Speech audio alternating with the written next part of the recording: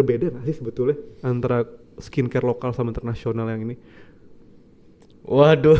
Atau jangan-jangan ini berat ya bahasanya. Atau jangan-jangan sebetulnya on par sebetulnya gitu? Iya, ya bisa dibilang kayak gitu, on par si event sebetulnya. Cuman kita nggak se-branding mereka itu kan udah lama mungkin mereka kan gitu. Memang punya nama kan. Mereka punya nama, mereka punya ibaratnya yang masuk ke Indonesia. Dan gue lihat semua SDM-nya 70% SDM-nya tuh konseptor. 70% tuh konseptual orang-orang. Konseptual skillnya gede banget. 30% ya eksekutor. Coba bayangin. Gitu. Nggak cuma duduk doang. Gitu. Kita cari. Oke, kalau dia punya kemampuan uang misalkan. Oke, gimana kemampuan uangnya? Halo, selamat datang di The Capital Talk. Podcast ini bicara mengenai beragam ide. Jadi anak-anak, adik-adik yang ingin belajar wajib bayar pakai sampah plastik. Beragam individu. Dan mungkin kesempatan itu adalah gue punya banyak duit, kayaknya gue gak mau jadi entrepreneur sih. Nah itu kenapa? Itu kenapa? Dan beragam situasi. Orang kaya ketika menjadi kaya, dia punya privilege untuk bahagia dunia dan akhirat.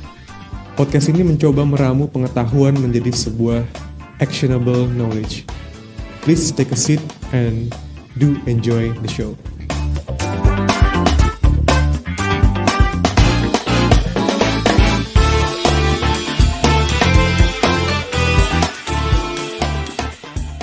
Oke, assalamualaikum warahmatullahi wabarakatuh. Waalaikumsalam warahmatullahi wabarakatuh. Alhamdulillah hari ini kita kedatangan salah satu bisnismen yang kita udah incer dari RC di lama. Aduh. Di The Capital Talks hari ini teman-teman kita kedatangan Mas Revardi Syahputra. Panggilannya Mas Revardi ya. Ardi aja dah Ardi. Ardi, Mas Ardi aja Bro Ardi. Yang juga CEO dari Reglow Indonesia. Skincare-nya teman-teman cek nanti skincare-nya namanya Reglow Indonesia. Reglow Indonesia. Followernya udah lebih dari 500 juta ya? Ya, udah 579 ribu ya. 579 ribuan, agennya itu 1000-an ya tersebar di Indonesia ya? Ya sekarang udah 1100-an lebih deh. 1100-an lebih Indonesia, ya? Benar. Oke, alhamdulillah. Dan yang paling takjub lagi umurnya baru 26, anaknya udah 3 ya. Nggak kalah sama ini ya. Makmurnya tuh nggak kalah gitu. Itu harus jadi highlight point banget kayaknya ya. Kalau anaknya udah 3 gitu ya. Jarang-jarang nih gue nemuin anak muda ini rajin dalam membangun keluarga yang ini anak-anaknya. Nah mungkin hari ini kita mau ngobrol banyak nih Mas Revardi. Banyak soal skincare, dunia skincare yang sekarang mungkin 5 tahun terakhir itu perkembangannya luar biasa ya kalau gue lihat. Iklannya di mana-mana, nggak di jalan tol, nggak di dalam website, di mana-mana tuh skincare semua. Dengan segala brandnya gitu ya, lokal, internasional. Sama tentunya karena ini sebetulnya podcast buat entrepreneur gitu. Kita mungkin mau lebih dalam lagi nih soal personal journey-nya nanti dalam situ. Oke. Nah mungkin pertanyaannya mungkin banyak orang juga pengen tahu dulu. Pertama-tama tuh awalnya gimana dari lo itu bisa awal kali berbisnis gitu ya, sampai akhirnya lo nyemplung ke dalam dunia skincare sampai akhirnya nyampe ke Reglow ini. Oke. Mas Ardi. Kalau misalkan gue ceritain semuanya kayaknya nggak cukup 1 episode sih bang. Nggak cukup. Tapi secara singkat aja mungkin ya. Secara singkat. Jadi memang sebenarnya kalau misalkan bicara dari sangat-sangat awalnya, sangat-sangat awalnya ya gue seperti halnya mahasiswa biasa aja sebetulnya, dimana gue memang hanya mengharapkan lulus dan bekerja kan seperti itu ya. Namun ternyata ada sebuah kondisi yang dimana saya yakin tidak semua anak mahasiswa yang menginginkan hal itu gitu. Kondisi itu adalah dimana ketika bokap gue tuh bangkrut bang, gitu. Bukan bangkrut tapi lebih ke arah ditipu sama teman atau partner bisnisnya. Pada saat itu. Berarti bokap lu bisnismen juga ya? Bisnis juga. Pada saat itu lagi bisnis tambang gitu deh. Tambang gitu deh. Akhirnya karena dibawa kabur duitnya. Dan disitulah bisa dibilang collapse ya, gitu. Nah akhirnya di situ ya gue nggak mungkin diam aja dong, karena kalau gue diam aja, ya gue nggak bisa lanjutin kuliah gue gitu. Karena kan gue cuma bergantung sama orang tua gue pada saat itu bang. Gitu. Akhirnya ya gue mikir gimana caranya gue bisa selesaiin kuliah ini untuk gue bekerja, sebenarnya gitu aja. Untuk ibaratnya gue nyari uang buat selesaiin kuliah, abis itu gue kerja buat nyari uang. Ini siapa coba yang bikin sistem hebat di dalam gitu? Aneh gitu loh. Kita butuh duit buat kuliah, abis itu kita kerja buat duit gitu. Aneh kan? Ya udahlah gue mikir akhirnya Pada saat itu gue memang dipertemukan sama salah satu kakak angkatan gue yang memang udah lebih dulu masuk ke dunia digital marketing. Gitu, akhirnya gue minta ajarin sama dia, tolong dong lu ajarin gue harus bayar kuliah nih karena bokap gue untuk saat ini belum bisa membiayai kuliah gue. Nah akhirnya ya gue diajarin sama dia. Jadi pada saat itu 2014-2015 Shopee itu belum ada kayaknya deh. Kayaknya ada baru website deh.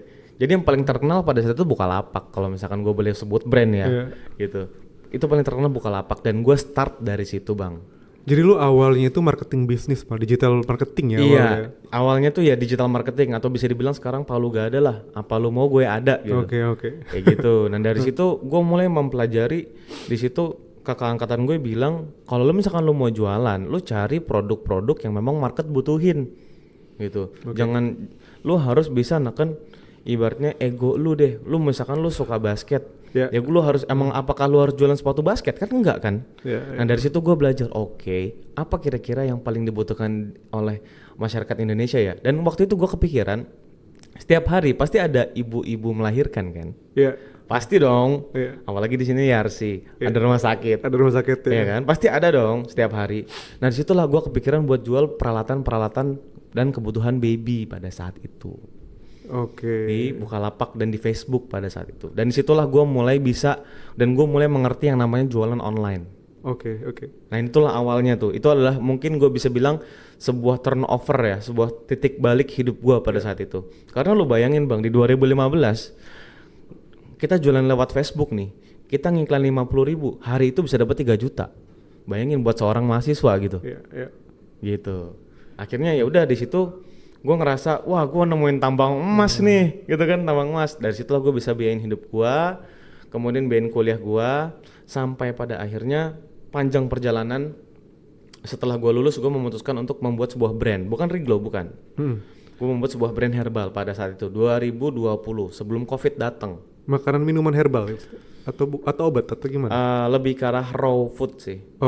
Raw food gitu. Jadi kayak mentahnya herbal tuh seperti apa gitu. Kayak misalkan contoh garam Himalaya kan masih raw ya, sangat mentah gitu.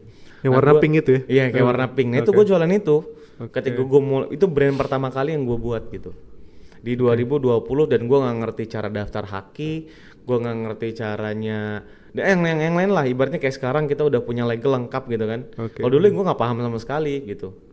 Ya udah akhirnya gue jalanin tuh herbal sampai pada akhirnya gue datang atau kita menemukan COVID pada saat itu 2021. Itu herbal kenceng banget bos. Itu 2021 ya? 2021 kan awal-awal COVID kan kenceng banget. Semua orang nyari perlindungan lah Semua orang nyari perlindungan, apalagi ketika pada saat itu Pak Presiden bilang jahe bisa menyembuhkan COVID. Benar nggak sih? Ingat berita waktu itu. Wah itu gue langsung kayak mendadak gitu loh. Oke, tapi setelah perjalanan kurang lebih hampir 3 tahun dan COVID juga sudah mulai membaik, kesalahan satu di saat kita memulai bisnis adalah kita tidak melakukan inovasi. Itu yang gue pelajarin pada saat itu. Kenapa? Karena yang gue jual itu raw food atau bahan mentah. Akhirnya gue nggak punya diferensiasi sama kompetitor gue yang lain bang. Gitu. Dari situ mulai banyak muncul kompetitor-kompetitor dengan harga yang lebih murah atau bisa dibilang masuk akal mungkin ya. Jadi akhirnya cuma tanding harga doang ya? Akhirnya cuma tanding harga doang, price war lah segala macem.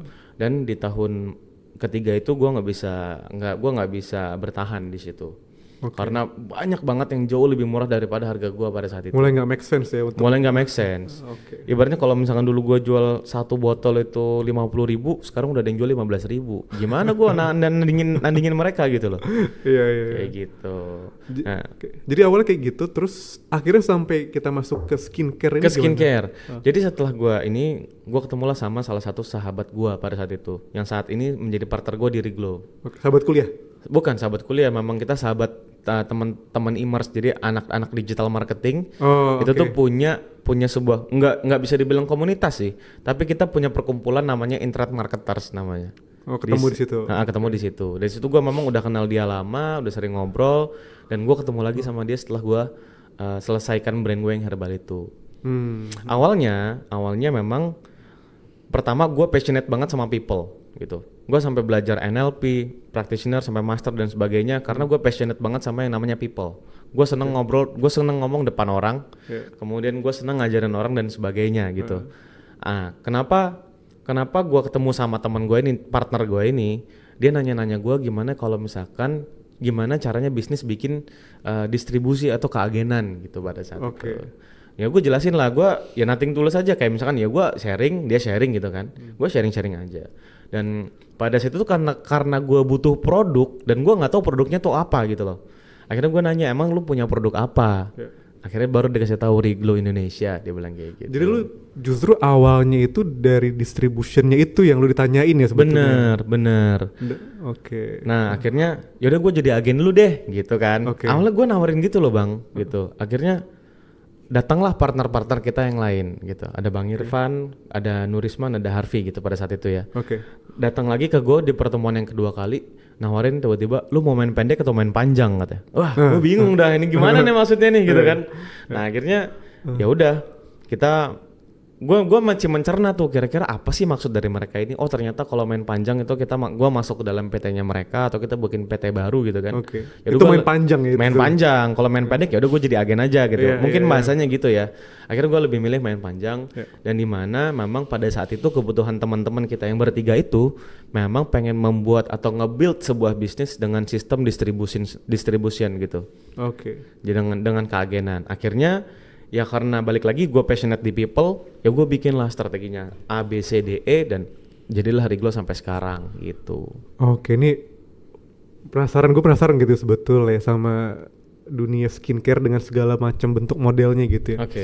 Terus soalnya gue ngeliat gini, kenapa gue agak bingung kenapa 5 tahun terakhir itu gue ngerasa kok skincare ini luar biasa banget pertumbuhannya gitu ya. Tapi karena gue pakai sudut pandang sederhana aja ya, iklan-iklan, terus mulai banyak brand-brand yang selama ini gue gak pernah denger tiba-tiba ngiklan jor-joran gitu di tol, di jalur-jalur protokoler gitu ya. Itu sebetulnya ada apa sih dengan industri skincare itu sebetulnya? Kenapa, kalau tadi kan mungkin karena COVID itu herbal gitu ya, tapi kalau skincare sendiri dia ceritanya gimana sebetulnya sampai dia jadi bisnis yang luar biasa menarik banyak orang gitu di sini?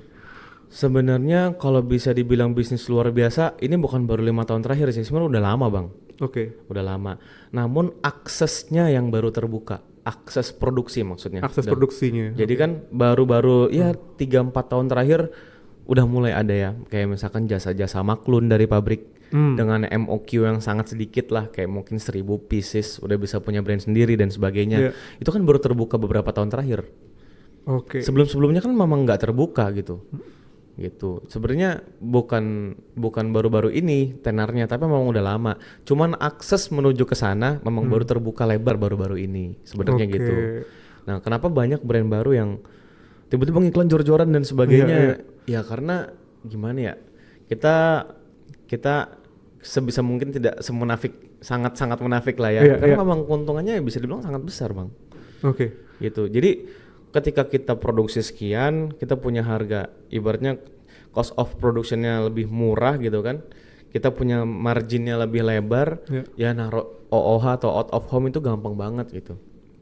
Kayak gitu. Jadi karena aksesnya sekarang itu untuk memproduksi itu jauh lebih mudah ya. Lebih mudah, benar. Kalau dulu kan mungkin tertutup ya, maksudnya nggak semua bisnismen tuh bisa main ke situ gitu, dan nggak semua pabrik buka pada saat itu. Dan nggak semua pabrik buka ya. Benar. Sekarang dengan adanya model maklun itu akan ngemudahin yang mau terjun langsung untuk ngebuka brand di dunia skincare gitu ya. Benar. Bahkan gue sempat baca di data pada saat itu, gue beli data di Global Data pada saat itu ya.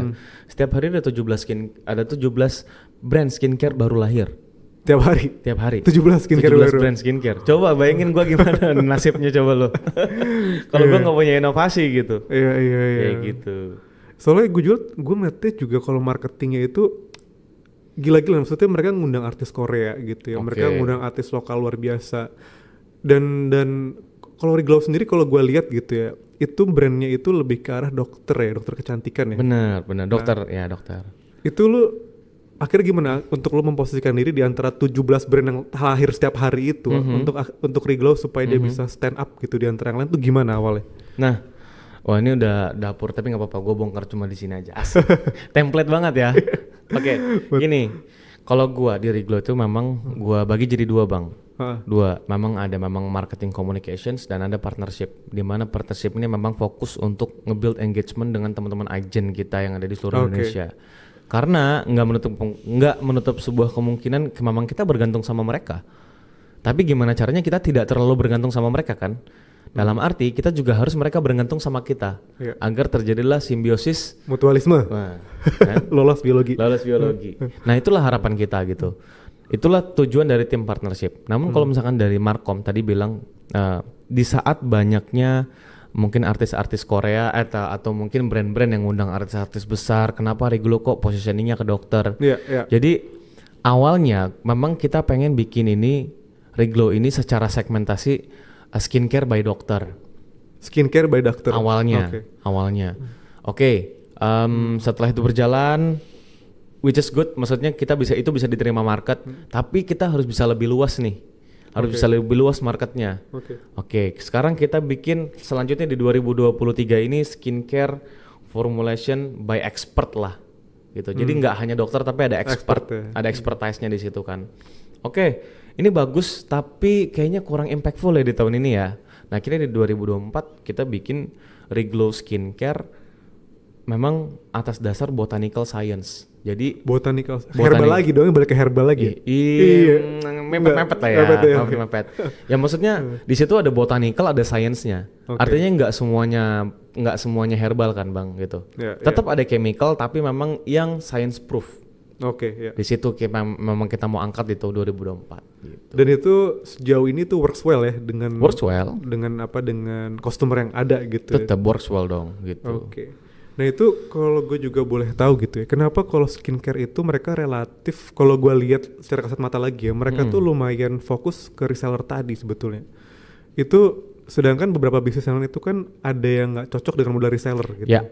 Tapi kenapa kalau menurut lo ini skincare ini di dunia reseller ini menjadi sesuatu yang perlu gitu? Nah balik lagi ya, kalau gue bukan bilang kalau misalkan agen atau reseller itu adalah sebuah hal yang perlu untuk di bisnis ini, enggak. Cuman lebih ke arah plus minus lah. Kalau misalkan kita mau launching brand dengan sistem retail juga nggak ada masalah.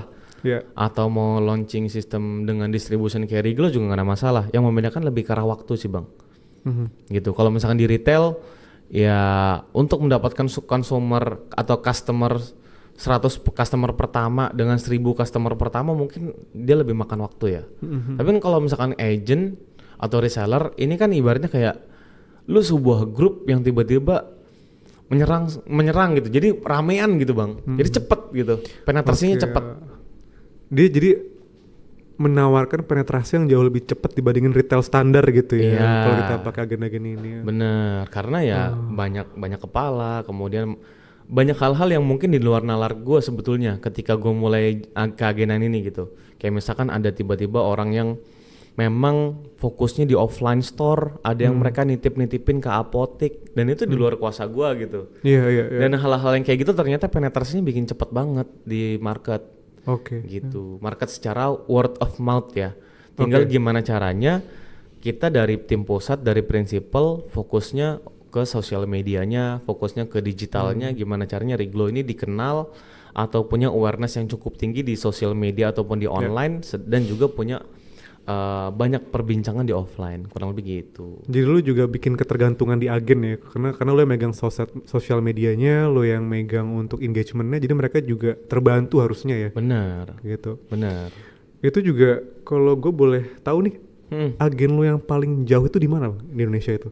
Ya Papua ada. Papua ada. Aceh juga ada. Dan mereka aktif ya? Aktif. Mereka aktif. Dan gue coba nanya lagi nih, Bang. Boleh. Karena gue ngeliatnya, gue penasaran sebetulnya. Gue meskipun gue pemakai skincare juga, tapi nggak terlalu ini ya. Emang kalau di tengah gempuran skincare ada lokal, ada internasional juga. Emang kualitinya berbeda nggak sih sebetulnya antara skincare lokal sama internasional yang ini? Waduh. Atau jangan-jangan ini berat ya bahasanya. Atau jangan-jangan sebetulnya on par sebetulnya gitu. Iya, ya bisa dibilang kayak gitu, on par si event sebetulnya. Cuman kita nggak se-branding mereka itu kan udah lama mungkin mereka kan memang punya nama kan. Mereka punya nama, mereka punya ibaratnya contoh. Gue boleh sebut brand nggak sih di podcast ini? Boleh. Contoh L'Oreal Group. Siapa yang nggak percaya sama L'Oreal? Iya. Kemudian gue muncul gitu kan, Reglo Indonesia. Lu apaan sih kan gitu kan? Kayak gitu kan. Kayak gitu sih, lebih ke arah gitu aja sebenarnya. Sedang kalau misalkan bicara quality, ya sama-sama aja. Sama-sama aja karena bahan aktifnya sama, kemudian nggak ada bahan-bahan yang berbeda kecuali memang ada beberapa brand yang gua tahu, kayak misalkan biasanya brand-brand Paris, ketika memang ada sebuah bahan baku yang baru diciptakan oleh saintis, itu biasanya mereka langsung trademark dan kita nggak bisa pakai bahan baku itu biasanya. Dikunci duluan sama mereka. Dikunci duluan. Nah tapi biasanya itu nggak berpengaruh banyak kok. Itu lebih ke arah kayak gimmick marketing sebetulnya. Oke. Secara pasti soalnya kalau kita ngomongin chemical pasti ada substitusinya kan. Iya. Gitu nggak mungkin. Katakanlah nih contoh niacinamide nih pemutih. Nggak mungkin dia bahan yang berdiri sendiri. Pasti akan ada substitusinya bang. Gitu. Makanya saya bisa bilang ya even par lah. Iya soalnya kan selama ini gue juga betul kayak lo tadi. Misalkan udah ada brand-brand yang udah ada sekarang, terus tiba-tiba banyak skincare lokal masuk. Iya. Gimana sih maksudnya lo percaya gak sih gitu kan? Konsumen pasti awalnya kan mikirnya ini jangan-jangan ntar gue malah jerawatan atau malah gimana. Betul. Gitu kan ya memang yang paling terpenting adalah yang perlu dihindari ketika memang skincare yang masuk tersebut harapannya sih tidak menggunakan bahan-bahan yang memang dilarang. Ya oke. Gitu. Ibaratnya kita bikin produk ya memang harus berkualitas lah agar tujuannya apa sih ketika kita punya produk berkualitas ya pasti konsumen suka, akhirnya mereka repeat order dan jadi loyalis kita, kayak gitu sih. Oke. Ini lumayan banyak di dapur-dapurnya udah ngasih insight buat anak-anak juga nih gitu ya. Nah sekarang gue mau nanya juga nih bang pendapat lu ya soalnya ini gue dulu gelisahnya kalau dunia entrepreneur gitu ya, itu kan ada semacam sedikit paksaan dari pemerintah, dari akademisi untuk menggaungkan entrepreneurship terus-terusan gitu. Pokoknya harus jadi entrepreneur country lah, lu bikin wirausaha baru, buka lapangan pekerjaan baru. Tapi ini pendapat gue pribadi gitu ya, gue sempat ngeliatnya apakah entrepreneurship itu emang untuk everyone apa enggak sebetulnya. Karena kalau lu udah di sini berarti lu udah maju banget nih, lu udah sukses lah gitu ya. Tapi orang kan nggak ngeliat di belakang lu gitu. Iya benar-benar. Sejauh mana lu mungkin dalam tanda kutip lu jatuh gitu ya, lu harus ngejual apapun gitu untuk bertahan gitu. Nah apa iya kalau menurut lu tuh entrepreneurship tuh untuk semua orang sebetulnya? Atau jangan-jangan kalau lu dikasih kesempatan 2 kali, lu nggak mau jadi entrepreneur lagi karena lu capek dengan dunianya gitu? Kalau misalkan gue dikasih kesempatan yang kedua kalinya dan mungkin kesempatan itu adalah gue punya banyak duit, kayaknya gue gak mau jadi entrepreneur sih. Nah itu kenapa? Gue mau jadinya full investor aja kayaknya deh. Ya karena capek gimana ya, yang ngurusin bisnis tuh apalagi kalau organisasinya semakin besar, itu bakal banyak banget takes time kita sih. Lebih ke arah situ. Ibaratnya lu harus meeting A, B, C, D, E dan itu belum selesai apalagi belum ketemu lagi kalau adanya namanya drama di kantor tuh bete banget ya. Itu kadang-kadang gue kayak ngerasa kok gue kayak nonton drama Korea di kantor gue sendiri ya gitu. Yang A berantem sama si B ngadunya ke si C-nya ternyata temenan si A, kan kita nggak tahu kan. Kayak gitu. Nah tapi ketika gue disuruh ngejawab apakah entrepreneur itu untuk semuanya, gue rasa sih enggak sih. Kenapa? Karena kalau misalkan memang untuk everyone ya kita nggak punya profesional dong. Gitu, kita nggak punya profesional gitu. Kayak contoh dokter, kayak contoh mungkin atau apa namanya marketing manager, kita nggak punya profesional kayak gitu. Sedangkan gue nggak mau sebut brandnya, tapi ini gue udah pelajarin karena gue udah riset banget. Ini brand skincare juga asal China gitu yang masuk ke Indonesia. Dan gue lihat semua SDM-nya 70% SDM-nya tuh konseptor. 70% tuh konseptual orang-orang. Konseptual skillnya gede banget. 30% ya eksekutor. Coba bayangin. Kalau misalkan 70% konseptor, tuh gimana tuh diskusinya? Tapi memang ini brandnya udah gede gitu. Ini brandnya udah gede banget. Dan 70% tim di sana tuh konseptor, bayangin tuh. Sedangkan gue kebalikannya. 30% konseptor, 70% eksekutor gitu. Mungkin malah itu menggambarkan Indonesia mungkin ya malah secara industri gitu ya. Nah, yang sangat disayangkan adalah yang gue bilang konseptor tadi itu orang-orang luar semua. Kebanyakan kita di eksekutor. Gitu. Itu yang sangat gue sayangkan. Yang mudah digantikan ya. Yang mudah digantikan. Ya ibaratnya lu nggak perform, lu nggak sesuai KPI, ya udah lu cabut kan gitu. Kalau konseptor kan nggak gitu. KPI-nya beda. Ada target yang lebih besar yang harus dicapai gitu. Jujur sampai sekarang pun gue masih agak kesulitan ya untuk mencari konseptor muda khususnya. Konseptor muda yang punya keberanian mikir out of the box gitu. Karena kita kalau ngomongin marketing, apalagi skincare dengan ribuan brand di Indonesia saat ini nggak bisa biasa-biasa aja. Gitu. Lu harus berani mikir yang gila gitu. Makanya buat nyari orang-orang kayak gitu susah. Makanya kalau misalkan semua orang jadi entrepreneur, ya udah, gue nggak usah jadi entrepreneur kalau kayak gitu. Gue jadi penikmat produknya aja nggak sih? Iya, gitu. Iya. Tapi emang kalau gue boleh tanya juga, kalau misalkan sebagai wirausaha itu, what do you believe itu harus ada dulu di dia untuk dia itu jadi entrepreneur sebetulnya? Pastinya adalah ini ya. Pastinya lebih ke arah prinsip sih. Prinsip entrepreneur. Terutama prinsip tentang uang. Contohnya gimana tuh? Contoh prinsip tentang uang. Kayak misalkan kalau kita kan kenal yang namanya mindset ya. Mindset kalau misalkan anak-anak zaman sekarang mindset. Contoh, ketika gue mau mulai, katakanlah ini gue kasih contoh di brand yang terbaru lah misalkan ya. Contoh, ketika gue ingin bekerja sama dengan orang gitu. Maka ada hal-hal yang harus gue lihat dari orang ini dulu. Yang pertama, bagaimana cara dia mendapatkan uang. Yang kedua, bagaimana caranya dia mengelola uang. Dan yang ketiga, bagaimana cara dia menginvestasikan uang.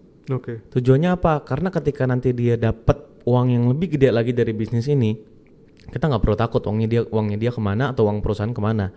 Karena gue udah tahu caranya dia untuk mengelola uang itu. Karena semua bisnis, lu mau dagang, lu mau kerja, balik lagi tujuan tentang uang, bos. Gitu. Sekarang kalau misalkan tiba-tiba brand yang dia pegang itu bagus, katakanlah dapat revenue miliaran rupiah atau puluhan atau bahkan ratusan miliar gitu. Terus kalau dia nggak bisa kelola uang itu buat apa? Habis-habis juga uangnya. Makanya itu yang pertama ketika gue mulai kerjasama atau ketika gue mulai ngajar teman-teman gue yang di inkubator misalkan, itu yang gue ajarin pertama. Jadi kurikulumnya 3. Gimana caranya dapetin uang? Ketika lo bisa dapetin uang, ya lo harus bisa ngelola uang. Ketika uang sudah dikelola, ya lo harus investasikan itu uang agar yang terakhir uang yang kerja buat lo, kayak gitu. Kayak gitu. Jadi itu kurikulum sih.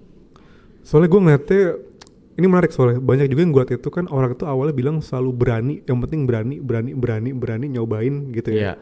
Karena bahkan kalau di Indonesia itu kalau gue lihat secara umum di level mahasiswa gitu ya atau di teman-teman yang lain, even lu tuh malu buat jualan gitu. Ini yang hal yang menurut gue agak disayangkan gitu yang ya. Yang paling sering ditemukan mungkin ya. Iya, paling sering ditemukan juga karena mereka ngeliatnya dunia. Ini kan lu kan dari digital marketing ya. Sedangkan orang-orang itu dari awal gue liat banyak yang udah alergi duluan. Dunia marketing dan juga dunia sales gitu. Udah alergi duluan. Sedangkan kalau misalkan dia mungkin orangnya itu nggak mau kesana, lu apa iya orang tetap bisa jadi entrepreneur tanpa terjun ke marketing dan sales gitu? Kalau misalkan dibilang bisa. Kalau dia anak konglomerat ya. Itu mah shortcut semua orang. Shortcut lah. Ya karena entrepreneur bisnis startnya kan dari marketing and sales. Gitu. Mungkin gue bisa bilang gini. Yang pertama, kenapa anak-anak, kayaknya itu enggak anak-anak zaman sekarang sih. Ketika zaman gue kayaknya juga sama sih. Kayak malu mulai jualan atau lebih ke arah, gengsi kayak gitu kan. Sebenarnya yang mereka nggak ketahui itu adalah cuannya. Gitu. Mereka belum nyicipin aja. Mereka belum pernah nyicipin cuannya aja gitu. Kalau misalkan mereka tahu cuannya gede, pasti mereka bakal jualan kok gitu kan. Nah, kenapa mereka nggak nyicipin ya? Karena mereka nggak nyoba. Ketika nyoba, malah hal-hal yang biasa yang mereka cobain gitu. Contoh jualan donat, untung cuma gope bos, 500 perak loh. Di kampus gue tuh ada yang jualan donat, mahasiswanya. 1 biji untuk 500 perak. Coba ngerasain apa lo dari situ? Tapi ketika gue spin off daripada gue jualan donat, gue mikir gitu ya ketika dulu. Kenapa gue nggak jualan baju bayi gitu loh? Kan? Gue ngambil waktu itu gampang banget gue jualan tuh, gue ngambil dari Tokopedia, bajunya harganya 15.000, gue jual 70.000, selesai. Gitu. Dan itu ada marketnya gitu. Ya udah gue untung 50.000 lebih loh dalam ibaratnya dalam 1 kali sales gitu. Dalam 1 sales. Gimana kalau misalkan gue jual 1.000? Kerasa dong. Gitu. Mungkin orang-orang yang ngerasa gengsi karena nggak tahu cuannya aja gitu. Karena mereka belum ngerasain nikmatnya aja gitu ya. Dan apalagi sekarang di lingkungan yang sekarang banyak orang juga yang ibaratnya kompor investasi akan jauh lebih menguntungkan daripada bisnis. Siapa bilang gitu? investasi kan butuh perhitungan ya, butuh perhitungan. Ada yang high risk, moderate, ada yang konservatif dan sebagainya. Itu juga perlu perhitungan panjang. Nggak bisa lo minta duit bokap lo 20 juta, abis itu lo bakal jadi kaya raya, nggak akan bisa. Gitu. Justru makanya gue mulainya dari situ. Ketika gue disuruh ngajar, gue mulainya yang pertama, lo harus bisa ngasilin duit dulu sebelum lo mulai investasi. Gitu. Ya ini penting nih. Ketika teman-teman sudah bisa menghasilkan uang, teman-teman harus belajar bagaimana ngelola uang. Karena bisa jadi ketika kita diuji sama Allah dari rezeki yang besar itu tadi, jadi hedon. Malah makin jauh. Iya, bukan malah makin jauh, jadi hedon. Jadi hedon maksudnya, oke, uang bisnis buat beli mobil, buat kredit, buat segala macem, buat main, katakan buat main judi online atau mungkin buat beli handphone yang seharusnya nggak perlu lu beli gitu. Nah itulah skill mengelola uang adanya di sana. Nah setelah lu memang bisa ngelola uang gitu kan, baru gua ajarin gimana caranya lu menginvestasikan uang. Karena instrumen investasi banyak banget gitu. Kalau misalkan kita hanya duduk di bangku perkuliahan, paling yang kita tahu si FR gitu-gitu kan. FR, terus ada ORI dan sebagainya. Tapi di luar sana lebih banyak lagi investasi. Salah satunya investasi bodong. Akan jauh lebih banyak loh. Iya. Gitu. Jadi kalau gue lihat lagi berarti salah satu trait atau salah satu karakter yang lo lihat dari entrepreneur itu adalah kemampuan mereka buat managing uang sebetulnya. Pasti. Itu yang membuat mereka ada yang sukses, ada yang enggak sebetulnya. Benar. Nah ini gue penasaran itu. Ini kan lagi zamannya semua orang itu berlomba-lomba bikin pitch deck buat nyari investor ya. Oke. Dari mahasiswa dan lama-lama mungkin dari SD udah diajarin kali ya. Iya. Udah gitu. Lagi banyak banget ya. Nah menurut lo sendiri mindset wirausaha ini kan lo udah terjun langsung gitu ya. Gimana sih cara bikin mindset yang bener kalau kita itu nyari investor gitu? Apakah perlu banget di awal gitu? Atau hal itu harus lo kesampingkan dulu, ada yang lebih penting dari itu gitu? Oke. Karena selama ini gue lihat itu orang-orang itu ketika semua kompetisi bisnis ya, kalau gue lihat ya, itu kadang nggak ngomongin sales loh. Ya. Yang dilihat itu justru adalah equity lu, terus yang dilihat lagi yang kedua adalah pitch deck lu mana, gue mau lihat lu bisa ngambil investor atau enggak gitu. Jadi dari awal itu udah dipaksa buat you take equity gitu. Sedangkan nah itu gue penasaran sebetulnya. Oke, gue mulai dari mana ya? Gue mulai dari awal dulu deh. Karena yang pertama, kenapa sekarang banyak banget yang kita bikin pitch deck, kita cari investor dan sebagainya. Sebenarnya gue mau bilang mereka salah tuh enggak juga gitu. Ada benernya juga kalau memang mereka mau cari duitnya seperti itu. Ibaratnya bikin bisnis exit. Itu fair dalam dunia bisnis fair. Tapi kalau prinsip gue lebih ke arah gue mencari investor untuk mengembangkan bisnis gue, bukan untuk nyari duit. Paham gak sih maksudnya? Kalau misalkan gue contoh. Abang bikin sebuah bisnis startup let's say. Ya kan, dapat pendanaan let's say 5 juta, 6 juta dolar gitu. Sekarang pertanyaan gue, abang dapat duit dari mana? Ya penjualan. Dari penjualan. Dari gaji kan, mau nggak mau kan? Ya, dengan cara lain, abang sebagai founder tuh bisa loh ngeluarin misalkan nih, abang bikin invoice untuk perjalanan keluar kota senilai 10 juta, bisa aja. Ya memang seperti itu cara nyari uangnya gitu. Kayak gitu, jadi bukan hanya untuk dari gaji tapi memang bisnis equity. Nah tapi kalau gua pribadi dan teman-teman yang ada di Sinergi Group gitu ya, kita memang cari investor. Kalau misalkan dibilang kita cari investor nggak? Iya kita cari, tapi investor yang mau ngebesarin bisnis kita, gitu. Nggak cuma duduk doang. Gitu. Kita cari, oke, kalau dia punya kemampuan uang misalkan, oke, gimana kemampuan uangnya? Ya, kemampuannya sebesar apa? Kemudian nanti bagaimana seberapa banyak dia mengakuisisi kita, kan seperti itu ya. Atau nanti bukan akuisisi tapi ternyata malah merger dan sebagainya, kan kita nggak tahu juga kalau kita ngomongin investment kan. Tapi kalau kita dibilang cari, tapi untuk ngebesarin bisnis ini. Karena kita belum mau exit untuk beberapa tahun ke depan gitu. Karena balik lagi secara spiritual value-nya si Sinergi ini itu adalah bertumbuh, bertambah dan bermanfaat. Sebenarnya itu mulai dari setiap owner yang sekarang itu kita punya spiritual value, bertumbuh, bertambah dan bermanfaat. Bertumbuh dari segi mana? Bertumbuh dari segi jejaringnya, networking. Karena kan kita punya agent banyak 1.100, kita juga punya banyak teman-teman yang saat ini sampai alhamdulillah masih membersamai sampai sekarang gitu kan.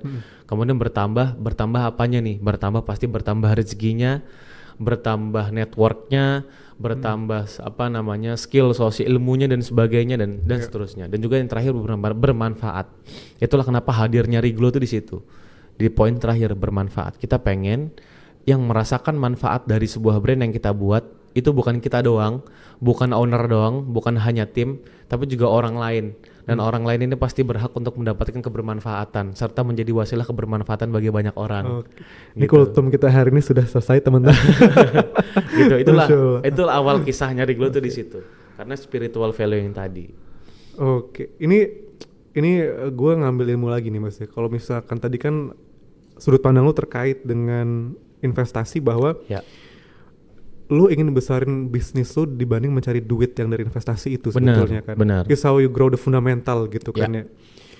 Nah tapi yang gue lihat juga kenyataannya sekarang adalah, dan ini gue rasa gue berani ini terlihat hampir di semua startup gitu ya. Seolah-olah ada paradigma if you don't burn money, lu nggak grow gitu. Kalau lu nggak burn uang, lu nggak bakar duit, lu nggak akan bisa survive lah dalam tanda kutip di antara yang lain gitu. Lo sendiri ngalamin ini nggak, atau menurut lo sendiri itu paradigma atau mindset yang nggak pas sebetulnya? Kalau dari prinsip gue itu nggak match sama gue, gitu. Ya kita sama-sama burn money, tapi kalau gue kan dengan kurasi ya, kita harus tahu dulu ini ibaratnya kita burn money segini, ini moderat kah? Kemudian ini agresif kah? Atau mungkin ini konservatif kah? Gitu. Kemudian kita juga harus benar-benar bikin proyeksinya jelas kalau di kita gitu. Kalau misalkan kita bakar segini kira-kira ROS-nya berapa? Ada ROS-nya enggak? Ada objektifnya enggak? Kalau enggak ada ngapain kita bikin campaign gitu? Campaign dibuat kan atas dasar ada objektif yang ingin kita tuju kan. Kalau enggak ada dan enggak bisa dihitung, ngapain gua buat gitu? Kecuali memang pada awal-awal kita tujuannya adalah awareness pun bisa diukur. Awareness pun bisa diukur mulai dari apa ya, banyak, bisa dari reach, jangkauan, bisa dari frekuensi, bisa dari ad lift kalau misalkan kita main di Google, bisa dari clicks dan sebagainya, itu pun bisa diukur gitu. Jadi nggak asal-asal kita burn tapi nggak ada hasil yang bisa memuaskan direksi gitu. Ya kalau gue lebih ke arah gue mau burn money tapi gue maunya terukur. Kalau misalkan katakanlah gini, kan kalau misalkan kita ngomongin marketing berarti kan kita ngomongnya data ya. Katakanlah gue mau spend 1 miliar rupiah misalkan, kasih gue data nilai terendah yang kemungkinan gue dapat, nilai minimum dan nilai tertinggi. Kalau misalkan ini udah ada, silakan bakar uang 1 miliar. Nah itu loh maksudnya. Jadi nggak asal udah nih 1 M habisin, nggak asal gitu. Gue selalu minta 3 poin itu. Berikan gue nilai terendah yang gue dapat dari 1 miliar, nilai minimum dan nilai tertinggi. Kayak gitu. Soalnya gini, gue penasaran juga karena banyak company itu akhirnya jatuh ke lingkaran setan gue lihat ya. Once mereka berhenti untuk membakar duit, customer pergi gitu. Oh ya pastilah. Dan akhirnya bisnis model kayak gitu kan dia nggak sustainable ya. Benar. Dan tapi hal kayak gini malah tidak terjadi di industri skincare mungkin ya. Meskipun mereka jor-joran secara marketing, mungkin mereka nggak kalah jor-joran juga gue lihat ya. Benar. Ya itu balik lagi ke produk sih. Balik lagi ke produknya. Ibaratnya kita tahu industri skincare ini memang industri yang sangat seksi mungkin untuk saat ini. Karena kenapa? Karena bisa dibilang keuntungannya cukup menjanjikan lah, gitu. Bahkan sampai yang dulu-dulu viral nih, kayak kemarin live 1 hari live bisa 41 miliar. Wow, itu kalau misalkan gue jadi dia, atau ketika gue ngelihat hal itu terjadi, berapa keuntungannya sehari, ya kan? Kayak gitu. Karena gue tahu HPP, karena gue tahu COGS gitu. Gue kenal pabrik dan sebagainya. Wah ini untungnya gede banget, 1 hari bisa beli Mercy 5 bos, misalnya gitu. Kayak gitu. Ya udah, tapi ya balik lagi kalau gue lebih ke arah lebih ke arah skincare ini tetap pada akhirnya ke produk. Karena pada akhirnya kita berbisnis dengan manusia. Kita bukan berbisnis dengan robot. Ya, kita berbisnis dengan manusia yang punya masalah. Gitu. Dimana masalahnya itu pasti bertingkat tuh. Ada memang masalah yang memang bisa diselesaikan dengan produk skincare. Ada juga masalah-masalah yang memang bukan nggak bisa, tapi harus diselesaikan dengan bantuan dokter. Contohnya klinik kecantikan gitu ya. Nah makanya gue bikin Riglo Clinic tuh itu. Karena memang ada masalah-masalah itu gitu. Dan gue nggak mau pakai bahan baku yang standar, gue nggak mau pakai bahan baku yang biasa. Ibaratnya memang gue berikan PR sama tim R&D, ya kita harus menyelesaikan masalah orang lain. Mereka memberikan kita manfaat, kenapa kita tidak berkasih manfaat kepada mereka? Itu kan pada dasarnya balik lagi ke dalil ya, asik dalil. Pas jenggotnya nih. Taruh di Minkum kan, sama-sama suka dong. Dia suka mengeluarkan uangnya untuk kita, dan dia pun suka dengan hasil produk yang dia dapatkan kan. Meskipun dengan produk mungkin waktunya lebih lama daripada dengan klinik misalkan. Kayak gitu sih Bang. Oke. Ini tadi lu nggak sengaja mention yang masalah penjualan live ya, dan itu bisa gila-gilaan itu. Iya. Tapi emang kalau gue lihat itu emang kebanyakan mayoritas itu adalah skincare ya yang seperti itu ya. Mayoritas. Loh. Iya kan? Tapi menurut lu ini memang hanya tren sesaat atau ini akan menjadi sesuatu yang agak permanen sebetulnya dengan live shopping dan skincare ini sebetulnya? Tapi emang gue tuh bisa sampai 1 miliar sekali live gitu ya, bisa lebih dari itu. Iya. Ini hanya kejadian luar biasa gitu ya? Atau kedepannya ini akan menjadi permanen maksud gue gitu? Itu dia, ini berat sih. Kemungkinan kalau misalkan memang bakal dibuka lagi, kemungkinan akan berlanjut sih itu. Kemungkinan ya, karena behaviornya udah terbentuk selama 2-3 tahun terakhir dengan adanya TikTok Shop. Justru yang sekarang tutup itu ya? Yang sekarang tutup ya. Tapi akan buka lagi pasti ya? Kemungkinan kan akan buka tuh. Mungkin menggandeng Goto atau seperti apa kan kita belum paham. Maksudnya belum ada official announcement-nya kan. Tapi yang jelas dengan hadirnya TikTok Shop 2-3 tahun terakhir itu sudah merubah banyak sekali behavior consumer behaviornya Indonesia. Oke.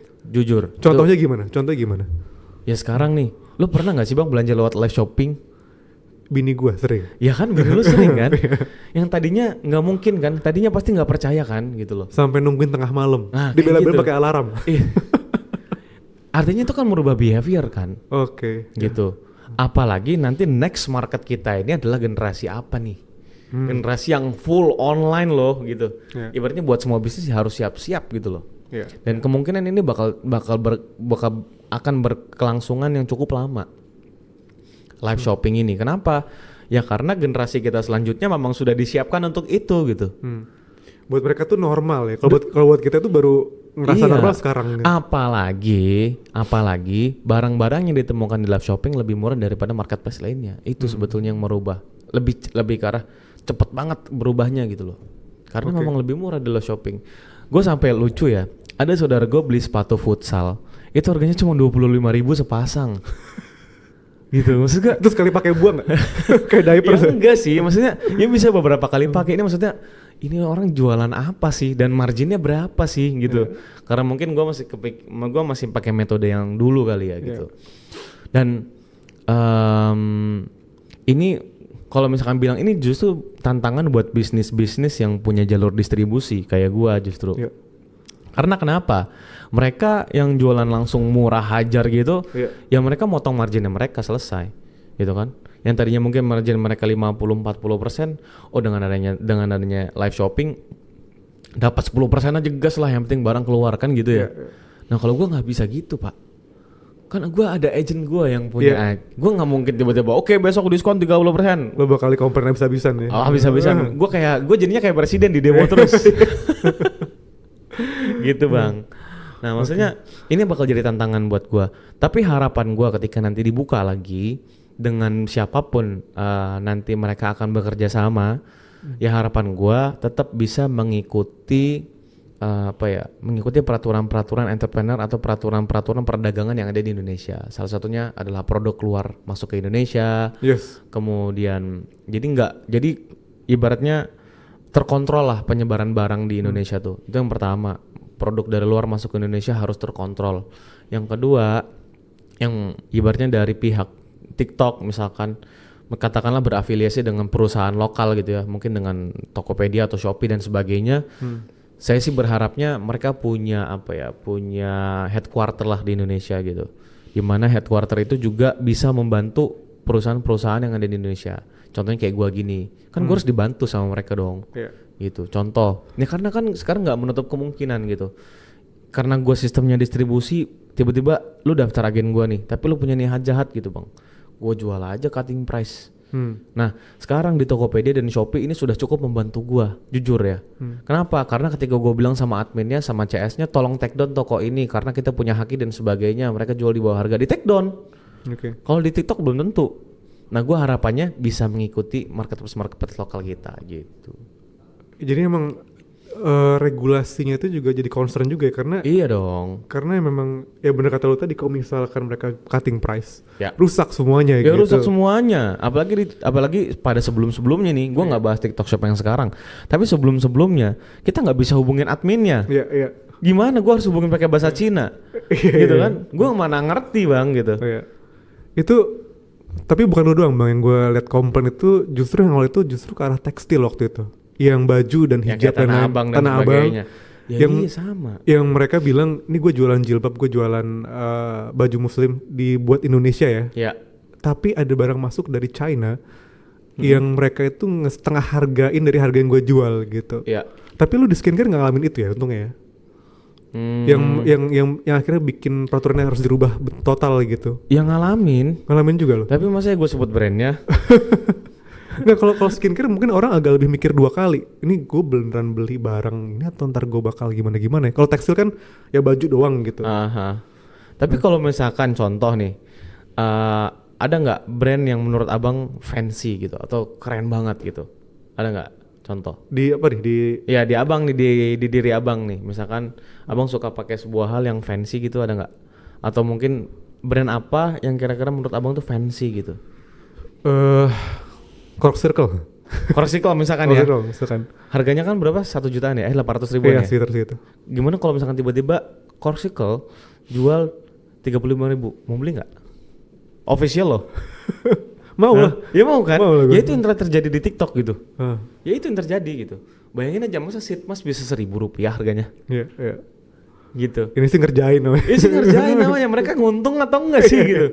Ibaratnya tisunya aja nggak mungkin segitu gitu. Iya. Belum lagi harus ditambah serum dan sebagainya kan gitu. Iya. Tapi itu memang terjadi, makanya gue nggak mau sebut brandnya. Tapi harapan gue ketika dibuka lagi nanti itu bisa menyesuaikan dengan regulasi dan peraturan kita. Iya.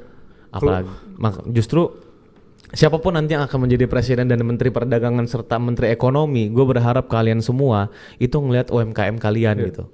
Itu ngelihat perusahaan-perusahaan lokal. Mereka tuh butuh bantuan gitu. Iya. Kalau gue sih udah malas teriak kalau gue sih. Gue cuma berdoa aja deh gitu. Ya. Di sisi lain gue juga tetap harus ngejalanin rintangan dan juga tantangan itu gitu bang. Mantap. Gue ngeliatnya ini UMKM harus naik level ya. Karena percuma lu bikin UMKM banyak, ujung-ujungnya dikerjain mulu. Iya memang begitu. Iya. Nah, maksud gue kalau misalkan Indonesia pengen bangun UMKM, jangan sampai jadi UMKM yang dikerjain orang. Betul. Ya kan? Lu bayangin aja kapasitas produksi kita sama negara sebelah beda jauh bos. Iya. Gitu. Ibaratnya kita nih, gue juga pernah punya pengalaman produksi gamis misalkan. Produksi gamis. Buat bikin 150 gamis mungkin itu butuh waktu 1 minggu 2 minggu gitu kan. Kalau yang di sebelah 1.000, 2.000, 3.000, 10.000 cuma butuh 1 hari. Yeah.